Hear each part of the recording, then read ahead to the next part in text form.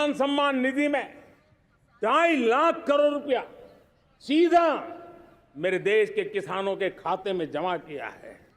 हमने जल जीवन मिशन, हर घर में शुद्ध पानी पहुंचे, 2 लाख करोड़ रुपया खर्च किया है। हमने आयुष्मान भारत योजना, ताकि गरीब को बीमारी के कारण अस्पताल जाने से जो मुसीबत होती थी उसको मुक्ति दिलाना, उसको दवाई मिले, उसका उपचार हो, ऑपरेशन हो, अच्छे से अच्छी हॉस्पिटल में हो। आयुष्मान भारत योजना के तहत 70,000 करोड़ रुपए हमने लगाए हैं। पशुधन, देश ने कोरोना वैक्सीन की बात तो देश को याद है, 40,000 करोड़ रुपए लगाए, वो तो याद है। लेकिन आपको जानकर के खुशी होगी, हमने पशुधन को बचाने के लिए करीब करीब 15,000 करोड़ रुपया पशुधन के टीकाकरण के लिए लगाया है। मेरे प्यारे देशवासियों, मेरे प्यारे परिवारजनों, जन औषधि केंद्रों ने देश के सीनियर सिटीजन्स को, देश के मध्यम वर्गीय परिवार को एक नई ताकत दी है। जिस संयुक्त परिवार में अगर किसी को एक डायबिटीज जैसा हो जाए, 2-3 हजार रुपया दवाई का बिल स्वाभाविक हो जाता है। हमने जन औषधि केंद्र से जो दवाई बाजार में 100 रुपये में मिलती है, वो 10 रुपया, 15 रुपया, 20 रुपये में दी। और आज देश में 1000 जन औषधि केंद्रों से मेरे इन बीमारी में जिनको दवाई की जरूरत थी, ऐसे लोगों के करीब 20,000 करोड़ रुपया उनके जेब में बचा है। और ये ज्यादातर मध्यम वर्ग के परिवार के लोग हैं। लेकिन आज उसकी सफलता को देखते हुए मैं देशवासियों को कहना चाहता हूं, जैसे हम एक विश्वकर्मा योजना लेकर के समाज के उस वर्ग को छूने वाले हैं, अब देश में 10,000 जन औषधि केंद्र से हम 25,000 जन औषधि केंद्र का लक्ष्य लेकर के आने वाले दिनों में काम करने वाले हैं। मेरे प्यारे परिवारजनों, जब देश में गरीबी कम होती है तो देश की मध्यम वर्ग की ताकत बहुत बढ़ती है। और अगर दुनिया में, और मैं आपको विश्वास दिलाता हूं, आने वाले 5 साल में मोदी का गारंटी है, देश पहले 3 वैश्विक इकोनॉमी में अपना जगह ले लेगा। ये पक्का जगह ले लेगा। आज जो 13.5 करोड़ गरीबी से बाहर आए हुए लोग हैं, वो एक प्रकार से मध्यम वर्ग की ताकत बन जाते हैं। जब गरीब की खरीद शक्ति बढ़ती है तो मध्यम वर्ग की व्यापार शक्ति बढ़ती है। जब गांव की खरीद शक्ति बढ़ती है तब कस्बे और शहर की आर्थिक व्यवस्था और तेज गति से दौड़ती है। और यही इंटरकनेक्टेड हमारा अर्थचक्र होता है। हम उसको बल लेकर के आगे चलना चाहते हैं।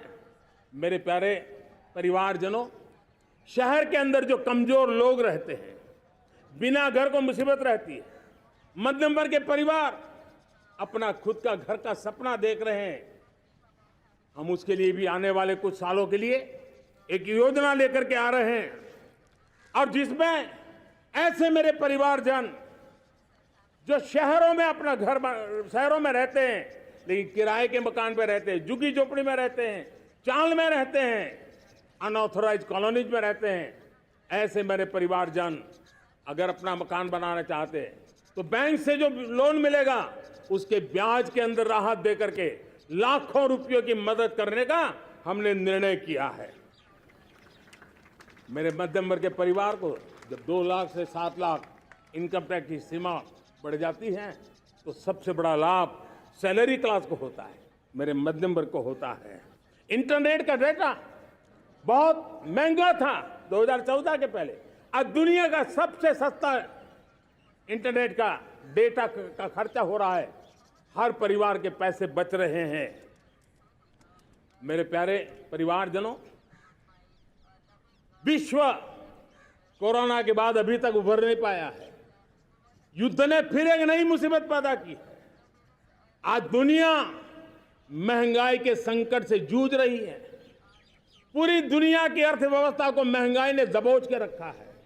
हम भी दुनिया से जिन सामान की जरूरत होती है लाते हैं, तो हमें सामान तो इंपोर्ट करते हैं, हमारा दुर्भाग्य है कि हमें महंगाई भी इंपोर्ट करनी पड़ती है, क्योंकि पूरी दुनिया को महंगाई ने जकड़ के रखा है। लेकिन मेरे प्यारे परिवारजनों, भारत ने महंगाई को नियंत्रित रखने के लिए भरसक प्रयास किए हैं। पिछले कालखंड की तुलना में हमें कुछ सफलता भी मिली है, लेकिन इतने से संतोष नहीं मान सकते। दुनिया से हमारी चीजें अच्छी हैं, इतने बात से हम सोच नहीं सकते।